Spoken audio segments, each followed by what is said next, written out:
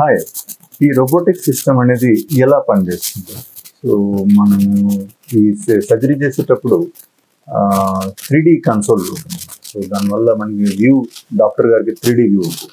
So, structures beyond వెనకాల పోయి కూడా వర్క్ చేయడానికి ఉంటుంది. నెక్స్ట్ మనము సర్జన్ వేరే చోట కూర్చొని పేషెంట్ ఇంకో చోట ఉంటారు. పేషెంట్ దగ్గర అసిస్టెంట్ సర్జన్ ఉంటాడు అనమాట. సో, మనము చేసే సర్జన్ హ్యాండ్స్ ఎలా తిప్పితే రోబోటిక్ ఇన్స్ట్రుమెంట్స్ అలా తిరుగుతాయి అన్నమాట. సో, హ్యూమన్ హ్యాండ్కి ఉండే రేంజ్ కంటే కూడా రోబోటిక్ ఇన్స్ట్రుమెంట్స్కి చాలా ఎక్కువ రేంజ్ ఉంటుంది. సో, దానివల్ల working on the difficult positions and working in difficult areas ఎక్కువ ఈజీగా ఉంటుంది రోబోటిక్ సిస్టమ్ తోటి.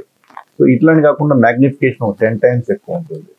సో, ఇవే కాకుండా రిమోట్ సెన్సింగ్ టెక్నాలజీతో కొత్త స్టూడెంట్స్ ట్రైన్ చేయడము ఇట్లాంటివన్నీ కూడా ఆప్షన్స్ అవైలబిలిటీ ఉంటుంది.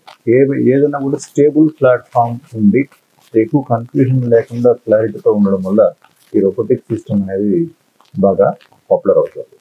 Thank you.